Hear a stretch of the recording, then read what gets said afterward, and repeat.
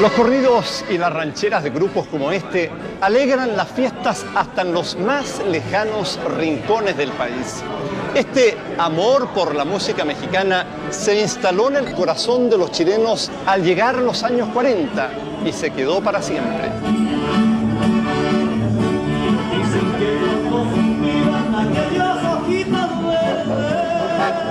En 1938, cuando las rancheras se ponen de moda, Pedro Aguirre Cerda va de pueblo en pueblo.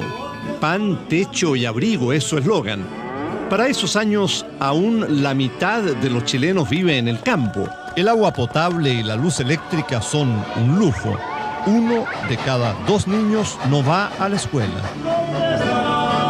El futuro presidente promete cambiar el rostro de Chile con más educación, más industria y mayor bienestar. Hace unos meses que mamita se murió. Pero, como en una triste canción mexicana, los sueños y las promesas de Pedro Aguirre Cerda se enfrentaron con una serie de impredecibles y devastadores obstáculos antes de que pudiera terminar su mandato.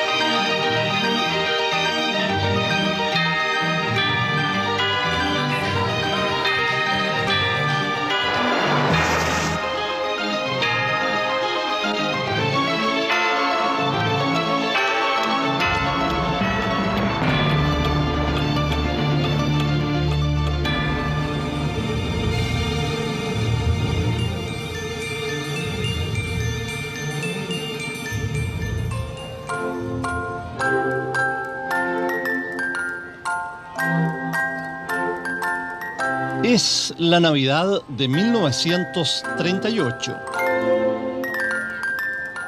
Ese año al viejo pascuero se le piden trajes de vaquero, muñecas de Shirley Temple, trompos y caballos de madera. El 90% de los chilenos es católico y celebra el nacimiento del niño Jesús. Ese mismo 24 de diciembre llega a La Moneda un masón, Pedro Aguirre Cerda, apoyado por una alianza de radicales, socialistas y comunistas. Es el Frente Popular. Don Tinto, como le dicen sus adversarios, representa el empuje de la clase media y despierta gran entusiasmo, especialmente entre los más pobres. Yo era un chico.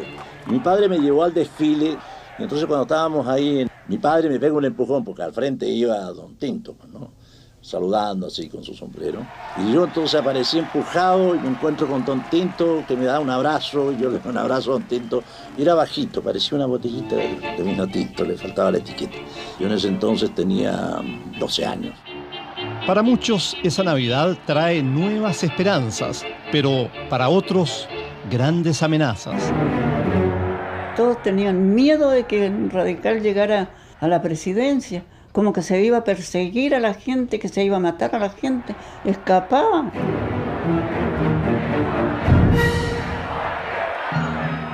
Entonces el arzobispo mandó una orden a todos los sacerdotes que cuando salieran a la calle no salieran de sotana.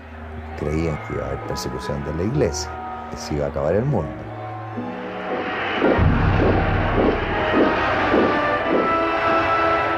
En Europa, la guerra es inminente y la gente se prepara para lo peor.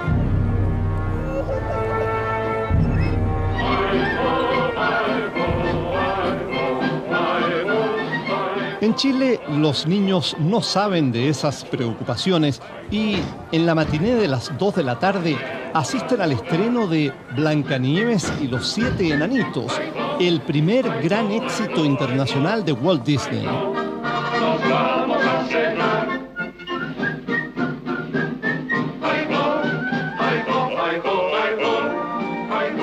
Las caricaturas son la pasión de los niños de la época que devoran las historietas que aparecen semanalmente en las revistas infantiles.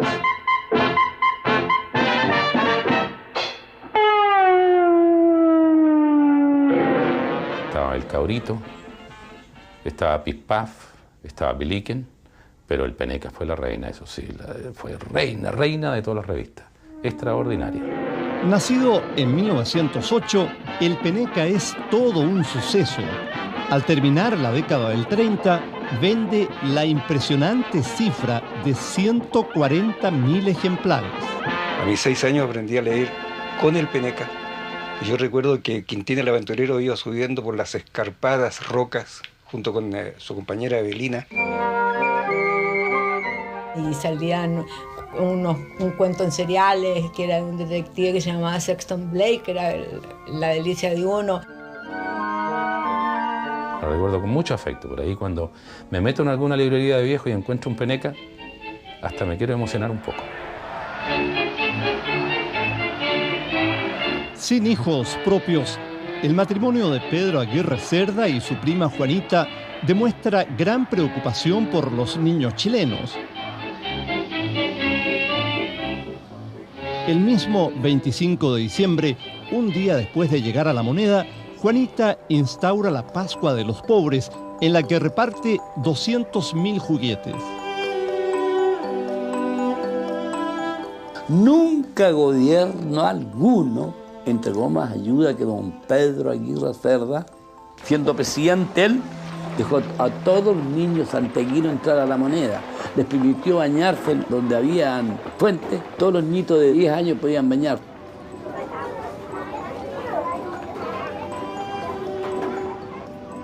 En lo espiritual, las garantías de libertad, respeto a la... Gobernar es educar. Se convertirá en el emblema de Pedro Aguirre Cerda. Es profesor de castellano y viene decidido a aumentar la matrícula y modernizar la enseñanza. Esforzado y capaz, disponga los destinos de la República sin otra mira que el interés nacional. En las escuelas se enseña de memoria y muchas veces resulta más importante obedecer que aprender. Cuando era una falta muy grave, entonces había arresto en una pieza oscura todo el día y sin dar de comer. Habían castigo. Debajo, detrás del pizarrón y su varillazo por debajo. Cuando nos portábamos mal, que generalmente nos portábamos mal. La mismísima Gabriela Mistral, cuando aún era la pequeña Lucila, había sufrido en carne propia la rígida educación de principios de siglo. Ella estaba repartiendo unos cuadernos y pensaron que ella se los había llevado, que en vez de que ella los repartía, porque pensando en su monte grande que lo que necesitaba uno era de todos, lo debía haber repartido y sencillamente la tacharon de ladrona y la quisieron echar o la echaron de ese colegio. Al ser acusada de ladrona, Lucila es atacada a peñascazos por sus compañeras. Y a Gabriela eso nunca se pudo olvidar de una cosa tan injusta, tan terrible para ella. Hay que ver que Gabriela no es como usted ni como yo, que somos personas, yo creo, somos normales. Ella era muy sensible. Yo no quiero que a mi niña la vayan a hacer princesa, con zapatitos de oro, como juegan las praderas. Y cuando llegue la noche a mi lado no se acuesta. Yo no quiero que a mi niña la vayan a hacer princesa. Y menos quiero que un día me la vayan a hacer reina. Como para sanar su dolor, la joven Lucila se hace profesora y se dedica a la poesía, adoptando el nombre de Gabriela Mistral. Sus clases son mágicas, amenas y cautivantes, y su poesía comienza a leerse en todo el mundo. En 1945, ante el rey de Suecia y la florinata de la inteligencia mundial, Gabriela recibirá el Premio Nobel de Literatura. que mi dedito lo cogió una almeja y que la almeja se cayó en la arena y que la arena se la tragó el mar. Después de numerosos años de ausencia, Gabriela Mistral vuelve convertida en la primera mujer hispanoamericana en ganar el Nobel. De tierra sacamos del mar. Novedad de un dedito de niña, la que esté manca lo venga a buscar. Que me den un barco para ir a traerlo. Y para el barco me den capitán. Para el capitán que me den soldada. Y que por soldada pide la ciudad. Marsella con torres y plazas y barcos de todo el mundo.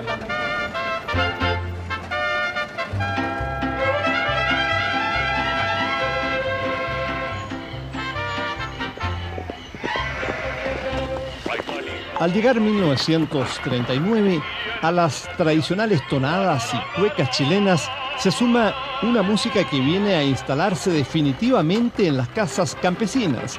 Es la ranchera y el corrido mexicano.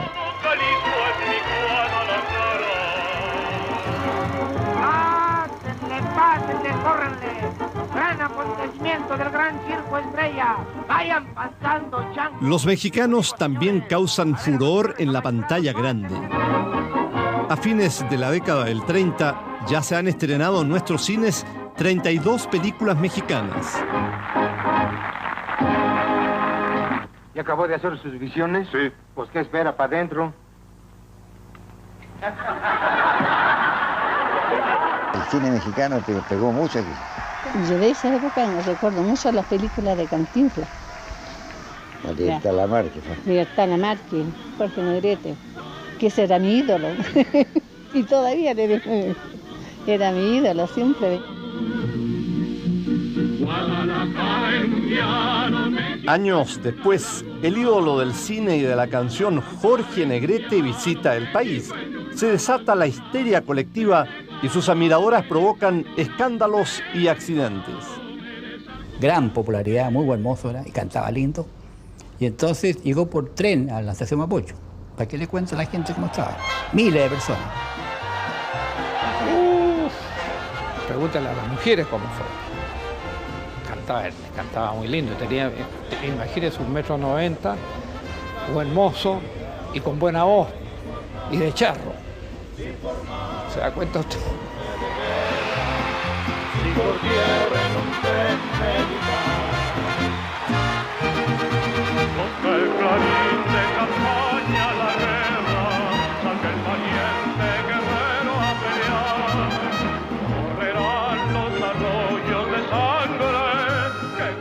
Es el 24 de enero y en Chillán todo el mundo quiere ver La Sandunga, el último estreno del Teatro Municipal. Era una calor infernal. Y a mí me fueron a buscar a la tienda donde yo trabajaba, mi amiga. Así que fuimos el horario de las 9. Ya me fueron a buscar y le digo, hermana, ¿me das permiso de ir al teatro? Anda, pues me decía. Y fui con ella. Durante la función, un extraño movimiento sorprende y aterroriza a los espectadores. Como digo, estaban dando La Sandunga y en ese momento siento que se mueve. Y ya, pues yo pensé que era un temblor, pero nunca me iba a imaginar tanto. Entonces empezó el terremoto suave, pero después empezó así. Nadie se sostenía.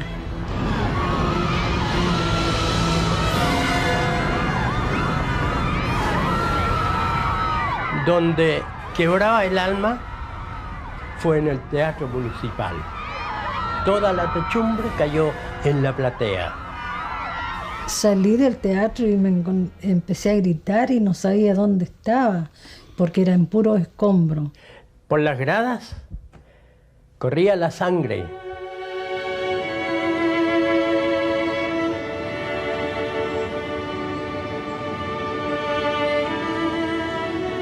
Olga, Mercedes y sus amigas fueron 4 de los 10 sobrevivientes del Teatro de Chillán. Más de 500 personas quedaron sepultadas para siempre bajo los escombros del edificio. CBT Chillán, locutor de turno decía, la familia Valdebenito, todos muertos. La familia tanto, solamente muertos los abuelos. La familia tanto, murió la guagua. Todo el día era como una pesadilla. Hubo prácticamente una cadena a las 24 horas del día en que transmitían desde Chillán y Concepción. Este puente ubicado en Ñuble en esos años era vital para unir a Santiago con el sur del país. Esa noche triste del año 1939 también se vino al suelo, con lo cual Chillán y el sur de Chile quedaron casi completamente aislados. El presidente Aguirre Cerda, al enterarse de la magnitud de la catástrofe, decidió venir personalmente a Chillán para organizar la ayuda, dar aliento a las víctimas y asimismo iniciar de inmediato las tareas de la reconstrucción. Yo estuve con él en la Plaza de la Victoria y andaba con la señora Juanita, la esposa. Pero sí era una lamentación terrible. Yo lloraba él mismo con la señora Juanita. Fue terrible, ¿no?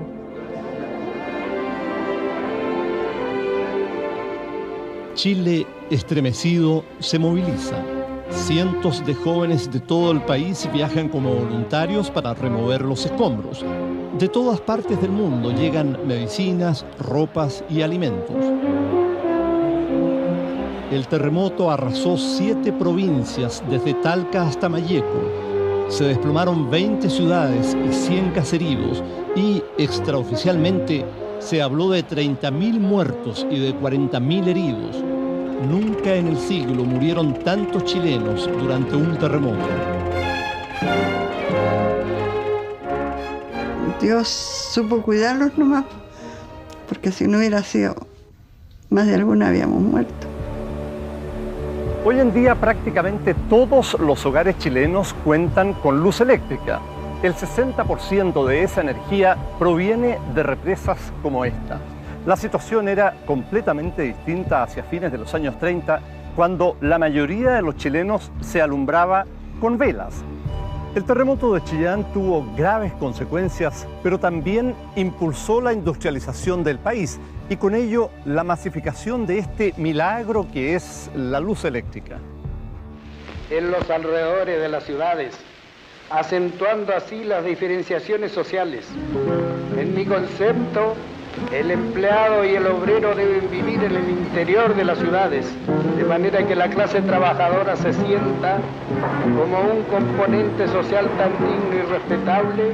Tras el terremoto, Aguirre Cerda obtiene facultades extraordinarias y en abril de 1939 crea la Corporación de Fomento de la Producción, Corfo. Más tarde pone en marcha un plan de electrificación. Así nacería la Empresa Nacional de Electricidad, Endesa. Atención, rubias y morenas, escuchen todas este refrán.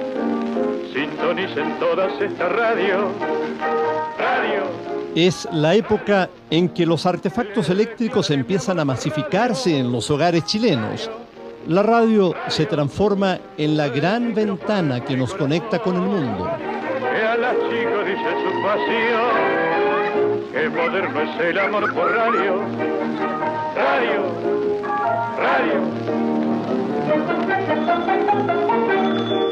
Oiga, Cardoso, una chica quiere hablar por teléfono. Las noticias se obtenían por medio de cables cuando había una noticia importante. Tenían un timbre, todos tocaban el timbre y corrían todos a buscar la noticia y se repartía, se retransmitía en castellano y ahí se escuchaba en todas partes acá en Chile. Es que están vivas todas las fuentes genuinas de España. España En ese momento, las noticias vienen desde España. por la división engendrada por los separatismos locales. Termina una guerra civil que ha costado 500.000 de muertos. Entre ellos ha sido fusilado el poeta y dramaturgo Federico García Lorca, amigo del joven poeta chileno Pablo Neruda. Frente a vosotros he visto la sangre de España levantarse para ahogaros en una sola ola de orgullo y de cuchillo. Con España en el corazón, la poesía de Neruda se llena de luchas y dolores. Venid a ver la sangre por las calles. Venid a ver la sangre por las calles. Venid a ver la sangre por las calles.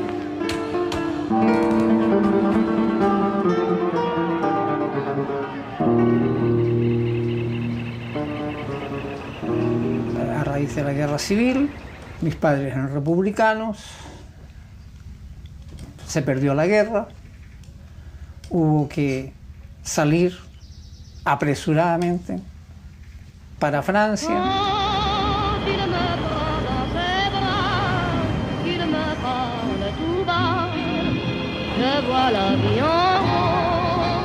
Si en París había un gran despliegue de represión para evitar que los refugiados españoles que habían pasado a Francia en una cantidad superior a los 400 o 500.000 personas llegasen hasta París, para no perturbar la vida grata y agradable que tiene París. Enviado por Aguirre Cerda, Pablo Neruda llega a Francia para traer refugiados republicanos a bordo de un viejo barco de carga, el Winnipeg. Neruda en persona se encarga de seleccionarlos. Me acerqué a la embajada de Chile y al segundo o tercer día que llegó Neruda a París a hacerse cargo, de manera que yo fui de las primeras personas que pude entrevistarme con Neruda, a quien no conocía, claro.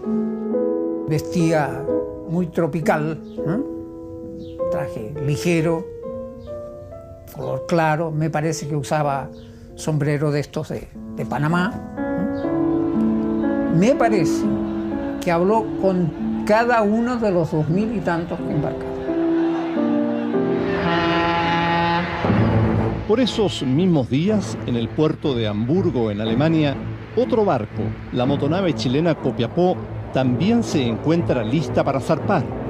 Su misión es sacar a los chilenos de Europa antes de que empiece la guerra. Pero el capitán también decide salvar la vida de judíos alemanes perseguidos por los nazis. La cosa era bastante difícil y hemos considerado que era muy importante salir lo más pronto posible. Nos avisaron en la noche que hay un pasaje disponible para la Copiapó, pero tendría que llegar inmediatamente a Hamburgo. Yo, como era un joven de 17 años, no tenía miedo y me atreví de embarcarme con 100 pesos chilenos y una maletita chica. En Hamburgo, 100 pasajeros chilenos y 50 judíos logran abordar el Copiapó. Cuando la nave está a punto de zarpar, la Gestapo ordena que todos los pasajeros judíos bajen a tierra. Y el capitán dijo, no se preocupen, si ustedes quieren viajar y ustedes quieren viajar, yo me comprometo a subirlos a bordo, sea como se sea.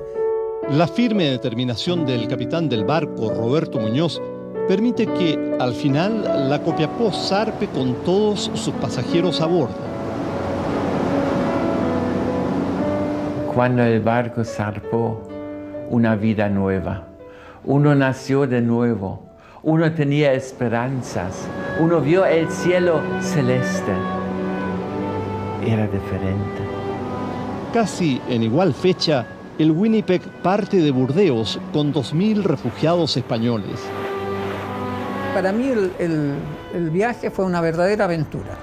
Yo tenía 13 años, ayudaba a servir la merienda, a servir el desayuno. Yo gocé de todos los momentos.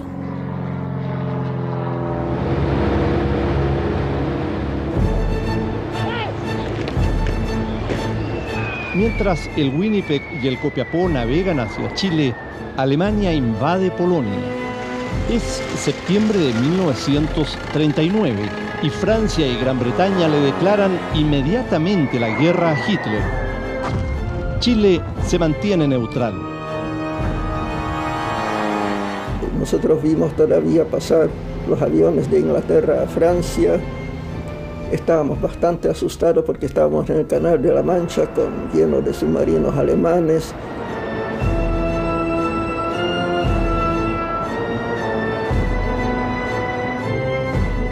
Y ahí nos tocaron esos 2 o 3 días que viajamos a luces apagadas en la noche, porque se suponía que en cualquier momento se iniciaban las hostilidades y podían haber submarinos que torpedearan el barco y todo esto. Teníamos una bandera chilena al tope del mástil. En fin, nos sentíamos un poquito más seguros bajo esa bandera tan linda.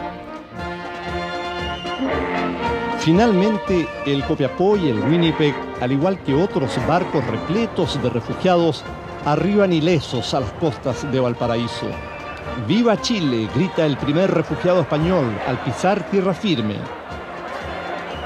El propio Pedro Aguirre Cerda da la bienvenida a los numerosos intelectuales, artistas y trabajadores que llegan en el Winnipeg. Y al día siguiente subí a un tranvía y le pregunté al cobrador, le dije que yo iba a la calle Ahumada. Y el tipo, que sabía que el día anterior habían llegado los refugiados, me dijo: ¿usted es refugiado español? Sí, le dijo. Usted no paga, me dijo, entonces. Y no me cobró. Fíjese usted, esto me ha quedado a mí en el alma. Es septiembre y las fiestas de la primavera y la celebración del 18 sorprenden a los recién llegados. Cuando llegamos a Valparaíso me encontré que habían autos y buses en vez de cowboys, carretas y caballos que yo esperaba, ¿no?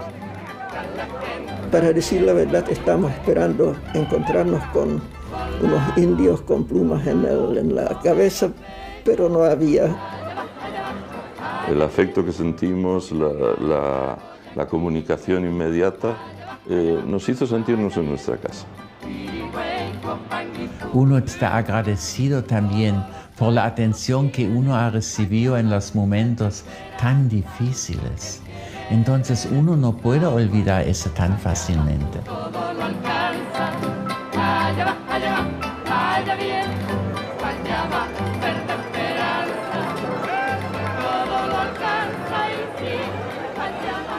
Mientras en Europa la guerra ya cobra miles de víctimas, en la lejana región austral de Aysén, la epopeya de la colonización causará una de las mayores catástrofes ecológicas del siglo.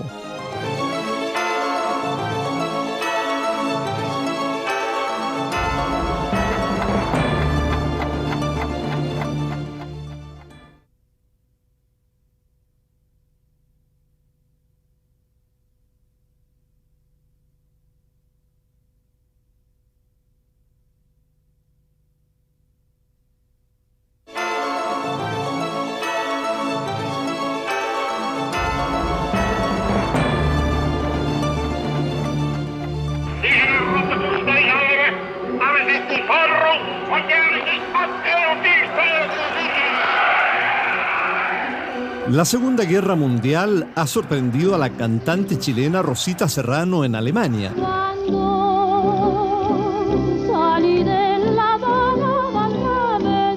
La llaman el ruiseñor chileno. Canta Mantelito Blanco y La Paloma y, sin tener arte ni parte, ejerce gran atracción sobre los altos generales del Tercer Reich.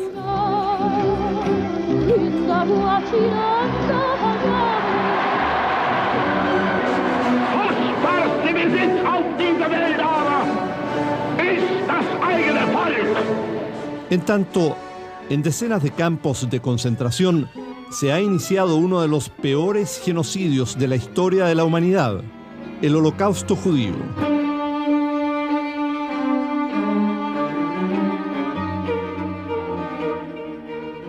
Estuve en varios campos de concentraciones.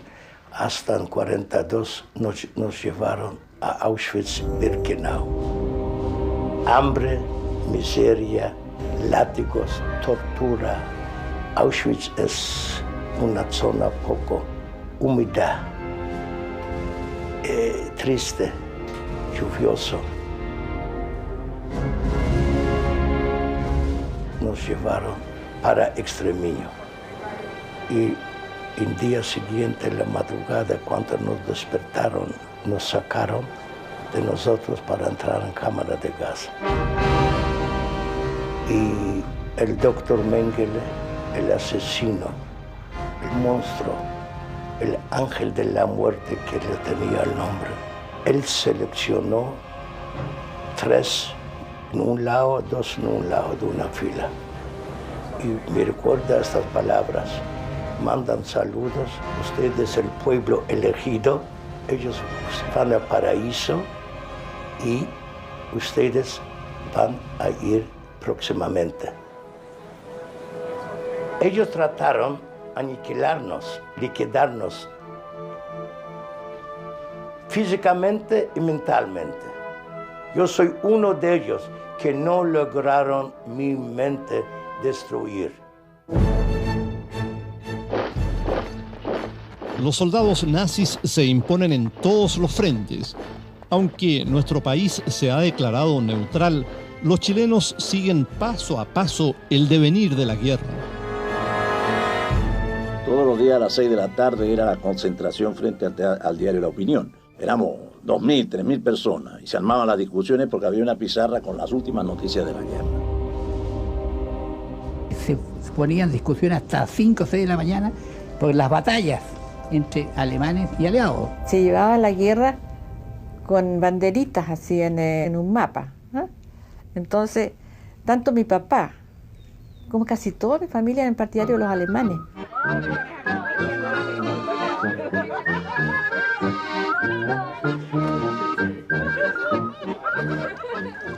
El gran número de colonos alemanes concentrados en los pueblos del sur de Chile despierta sospecha. Circulan rumores que hablan de una red de espionaje alemana e incluso de una quinta columna progermana para tomarse el poder en nuestro país. El cronista Joaquín Edwards Bello, Premio Nacional de Literatura y Periodismo, comenta con su agudeza característica estos rumores. Creemos vergonzoso para nuestra América el hecho de creer que unos agricultores alemanes, fabricantes de cerveza, cecinas, jamones y patos con chucrut, podrían apoderarse de nuestra tierra. Bastaría el concurso armado del Cuerpo de Bomberos de Melipilla para correrles. Joaquín Edwards Bello. En las primeras décadas del siglo XX, una oleada de colonos había iniciado una nueva aventura, la conquista de Aysén. Entre ellos iba el explorador y documentalista alemán Augusto Grosse.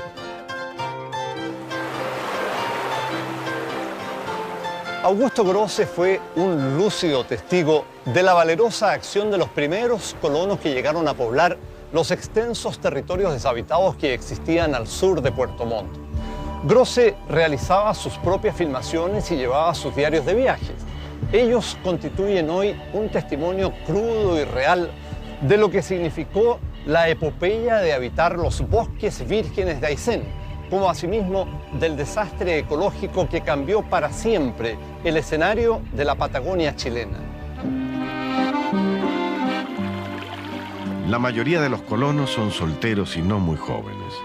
Piensan que las mujeres no se acostumbrarían por aquí. Por eso, llevan una vida solitaria en las montañas. De vez en cuando cabalgan hasta un boliche donde generalmente los engañan. Diario de viaje de Augusto Grosse. Difícil llegar y difícil hacer un campo y criar animales, pues no había pasto. Donde quiera que sea que la gente llegaba, encontraba los campos solos. Pero había que enfrentar a la naturaleza nomás con el hacha y los pulmones nomás. Bueno, la gente la construía, se puede decir, las casas de canoga más que nada, para los partidos. Había mucha madera, había mucho bosque. Tendría que ser valiente y no tener delicadeza para ninguna cosa.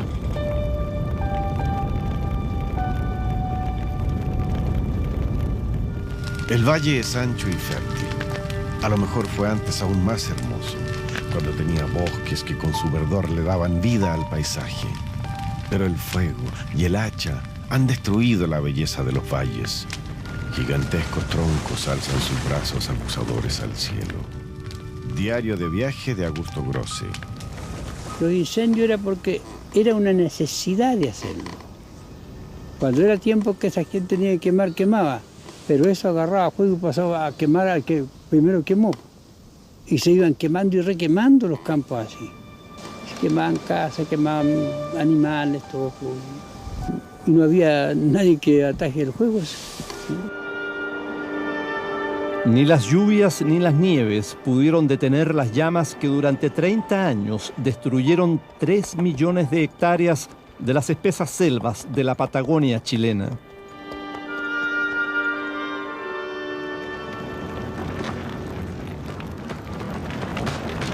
Los santiaguinos de 1940 no saben de la catástrofe ecológica en los bosques de Aysén, pero se impactan con un incendio cinematográfico. Es el estreno de Lo que el viento se llevó, anunciada como la obra cumbre del cine mundial. La película eleva a Clark Gable y Vivian Leigh como los modelos románticos de la época.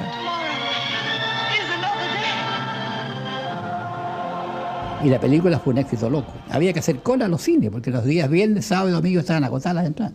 En todos los cines, el Central, el Victoria, el Imperio, qué sé yo, todos los teatros grandes.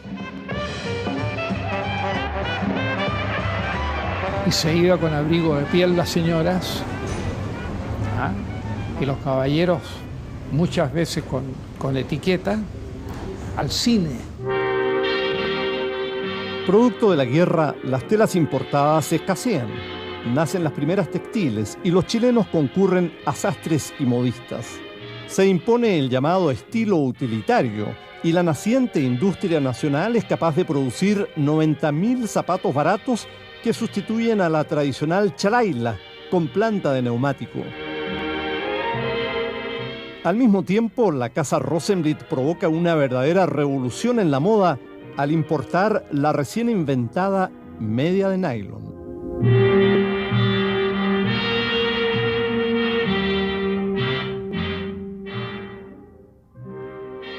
Bailamos chic to chic. ¿Sabes lo que significa? De caritas pegadas, agarraditos, así. Era la época de los blues. Blues significa los tristes, los bailes tristes, bonitas canciones americanas románticas. Pero después vinieron los bailes tropicales, ya empezamos a descoyuntarnos un poco. Las fiestas y los bailoteos con orquestas en vivo son costumbre de fin de semana. El swing, derivado del jazz, y especialmente la conga o el mambo, animan a los jóvenes que bailan incluso la noche entera.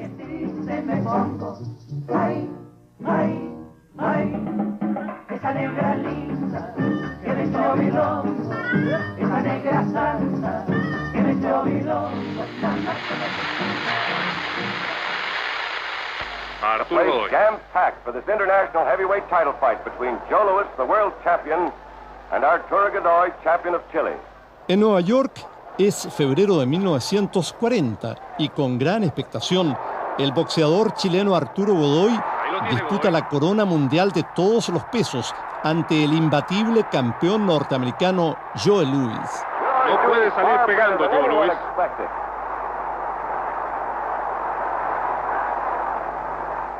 La transmitieron por radio a la Plaza de la Constitución y se juntaron 2.000 o 3.000 personas oyendo la radio ahí en el... Agáchate, Godoy, le decían nomás. Al 15º y último round de esta pelea. Todos pensaban que lo iba a matar. La pelea fue así, absolutamente estrecha, discutida. Está en la historia grande del boxeo. Va a haber conmoción si Arturo Godoy resiste los 15 rounds de la pelea. Joe Louis era el favorito 10-1 en esta pelea. Y salimos nosotros a ganar antes del fallo, salimos a la calle a gritar. Y entonces nos abrazábamos todos, gritábamos, Godoy campeón. Pero el fallo fue en contra. A un paso de la gloria, Godoy pierde la pelea. Los jurados norteamericanos dan por ganador a Louis apenas por 1 punto de diferencia. Eso dice mucho. Había ganado Godoy y los otros, con un poco de vergüenza, le pusieron 1 punto a Louis para que retuviera la corona. Entonces, ladrones estos gringos.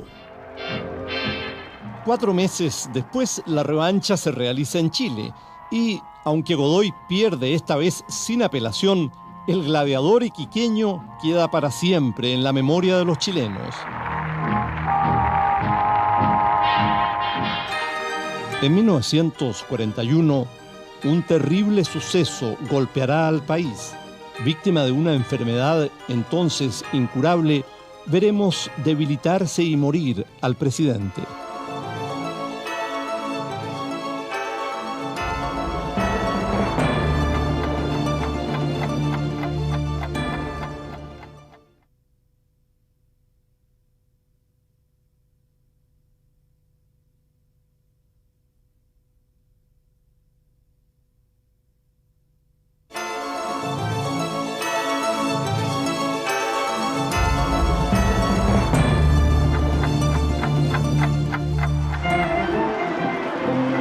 Llega 1941 y Pedro Aguirre Cerda está en la cúspide de su popularidad. Como buen radical, es amante de la buena mesa, practica la conversación y es un fumador empedernido. No sabe que una cruel enfermedad se ha alojado en su cuerpo. El presidente Aguirre Cerda sufría una de las enfermedades más devastadoras de la primera mitad del siglo, la tuberculosis. Gracias al descubrimiento y la aplicación masiva de antibióticos y vacunas, esta enfermedad se ha podido controlar. Hoy el 99% de los niños chilenos es vacunado al momento de nacer y se calcula que solo unas 300 personas mueran en el país cada año víctimas de esta enfermedad. La situación era completamente diferente a principios de los años 30 y de hecho entre 1900 y 1932 más de 200.000 personas murieron en Chile víctimas del bacilo de Koch. Fíjese que la tisis era en esa época un cáncer contagioso. Así que usted tenía un pariente con tisis, su marido, su madre, su padre o un hijo, tenía que tener toallas especiales, cubiertos especiales, platos especiales, o recluirlo en algún sanatorio. Yo en mi familia hay 3 muertos de tuberculosis. Un chico de 18 años, una chica de 18 años y otra chica de 17 años de la tuberculosis. La tuberculosis era sentencia de muerte. Por aquellos días aún no llegan los antibióticos a Chile y los tuberculosos son aislados en sanatorios cordilleranos. A pesar del fantasma de la muerte, muchos enfermos encuentran la amistad en los contrafuertes de San José de Maipo. Esa amistad, esa cosa tan familiar era muy agradable, porque el que menos estaba eran 6 meses, 8 meses, algunos hasta 2 años, en fin, entonces se daban las condiciones para tener una convivencia familiar. Al presidente se le acaba rápidamente el tiempo. Su dolencia lo obliga a dejar el gobierno y el 25 de noviembre de 1941 fallece. Fueron llevados sus restos desde La Moneda al Salón de Honor del Congreso Nacional, a ser expuestos a la vista del pueblo que tanto amó. Aunque Aguirre Cerda es masón, su esposa, ferviente católica, pide al arzobispo José María Caro que le dé la extremoción. Cerca de 400.000 almas esperaron pacientes su turno de honor del Congreso Nacional. Hay un crespón negro en el corazón de la República. Don Pedro ha muerto, titula la prensa. 400.000 personas despiden los restos del presidente. Fueron trasladados los restos del primer mandatario a la catedral. Fue una manifestación histórica, y yo creo que como esas pocas ha habido después. Era tan ferviente, era tan sincero, la unidad de todos en torno a un hombre que contó con un respaldo obrero, campesino, y rompió los esquemas. Una multitud, porque no hay ninguna duda que fue el presidente más querido de Chile, Pedro Aguirre Cerda. El presidente no culmina su mandato ni sus sueños. Aunque impulsa la industrialización del país y crea la Corfo, queda en deuda con la educación de los niños y con los postergados campesinos. El propio Pedro Aguirre Cerda, antes de morir, ha dicho: lo peor es que el pueblo creerá que les mentí, que los engañé para ser presidente. Todo está perdido.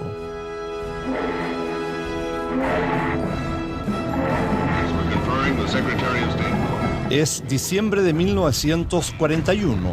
Tras el ataque japonés a la base naval de Pearl Harbor, Estados Unidos entra en la Segunda Guerra Mundial. Inmediatamente Latinoamérica los apoya. Solo Chile y Argentina siguen neutrales. El también radical Juan Antonio Ríos es elegido nuevo presidente. Su gobierno debe enfrentar las consecuencias de una guerra mundial que ya llega a los hogares chilenos.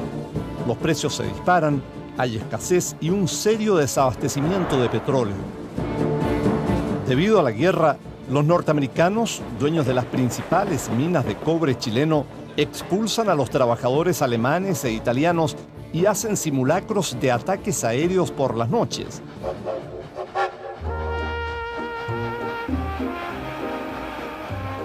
Enclavado en la cordillera de los Andes, a 2.000 metros de altura, se levanta el campamento de Sewell. Es una verdadera ciudadela que crece junto al yacimiento de cobre más importante de la época, el Teniente. Al igual que en Chuquicamata y Potrerillos, aquí se nace, se vive y se muere. Yo tenía 13 años cuando llegué a Sewell. Y allá conocí a este señor, a este joven. Y allá me casé con él. Como lo llevaba un buen joven y era muy buen mozo. Yo tenía 17 años. En los primeros años del siglo, empresarios norteamericanos han comprado el Teniente. Con los años la convierten en la mina de cobre subterránea más grande del mundo. Los gringos atraen a los trabajadores con beneficios nunca antes vistos. Hubieron grandes tiendas en Sewell, un vestuario pero extraordinario, zapaterías, habían excelentes peluquerías, unos almacenes, pero prácticamente los comienzos de los supermercados. No pagábamos arriendo, luz, agua, ningún gasto común, pues no se pagaba nada. Pues. Iba a venir un baile y uno no se consideraba que estaba muy... O sea, como que la ropa la tenía muy repetida. Partía a la sastrería que le hicieran una tenida nueva.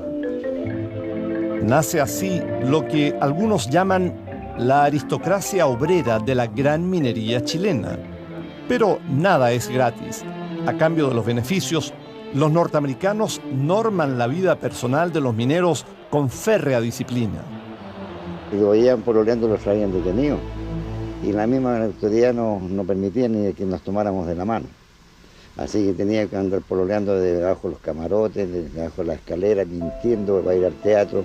Mientras para los obreros, trabajadores, era una ley seca, terminante, que inclusive si sorprendían al padre de uno con un trago, le podía costar alto el trabajo. Pero en cambio los señores americanos eran mesa puesta con el mejor whisky y la borrachera de ellos no se entendía. Había muchas diferencias sociales, había diferencia en el tren.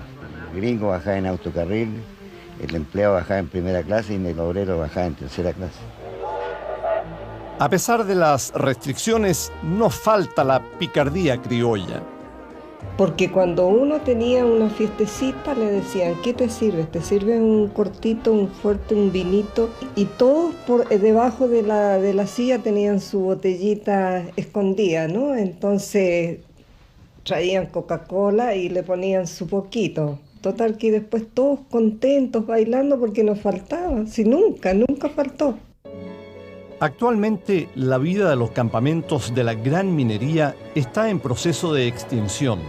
Sewell, guardando cientos de historias de familias chilenas, se cerró para siempre en 1969.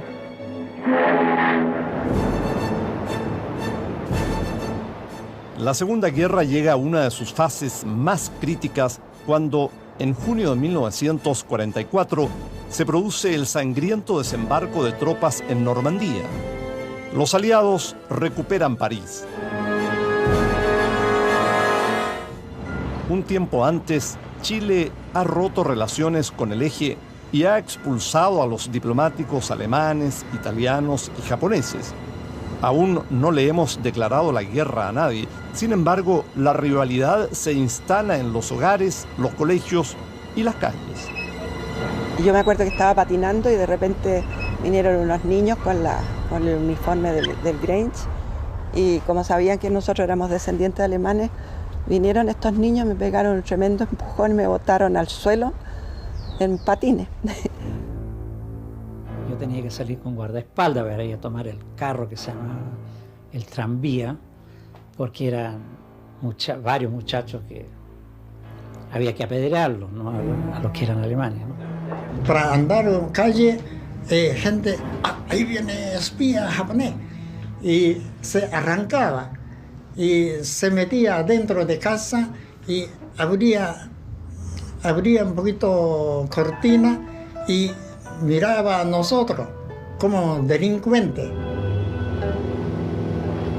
Finalmente, en abril de 1945, el gobierno de Juan Antonio Ríos le declara la guerra a Japón.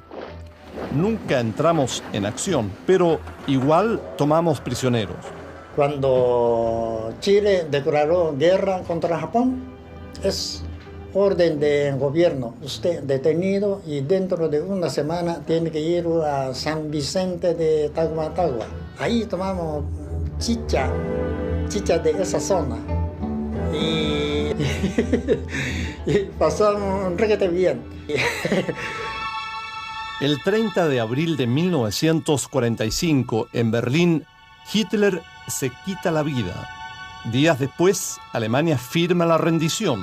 Japón se mantiene en guerra.